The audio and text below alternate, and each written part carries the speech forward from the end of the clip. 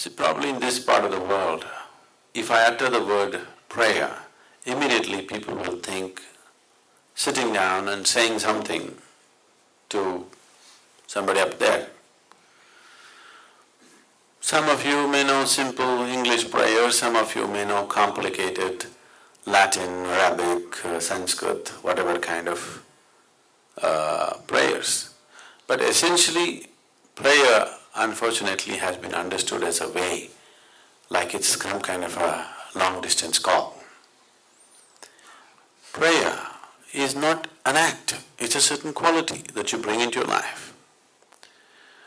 In somewhere in 1860s,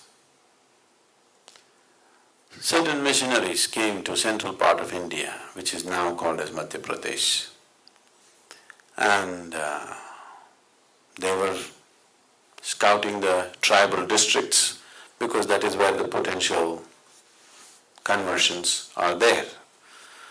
Then they heard there is a particular yogi around whom thousands of people are gathering. So they thought he's built some kind of a church and people are gathering, let's go and see. Competition, So they went there. When they went there, they couldn't believe this. There was no church, there was not even a home. The yogi was just sitting under a tree. All he had was a loincloth, bare-bodied. He was just sitting there. Somebody who looks like he's not worth anything. Then they got a little encouraged. Okay, there's not much of a competition. But then they found hundreds and thousands of people gathering around him. Then they were amazed, oh, what's happening here? He must be having some kind of power. So when they got an appointment with him, they asked, what kind of prayers do you teach?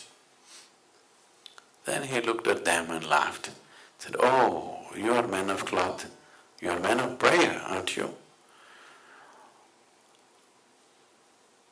You have done much prayer obviously in your life. Today, you just see some prayer. Don't do it, just see it. I said, how can we see prayer? He said, just watch me now. And he took some vegetables and started cutting. He said, this is my prayer, just watch it, quite carefully watch it. This is the prayer.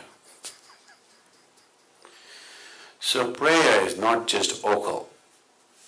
Prayer is a way of involving your whole body and getting it into a certain attitude of receptivity, of seeing. Prayer is essentially seeing that your presence here is so minuscule actually. You are just a speck of dust in this existence. Tomorrow morning, woof, if you disappear, nobody is going to miss you.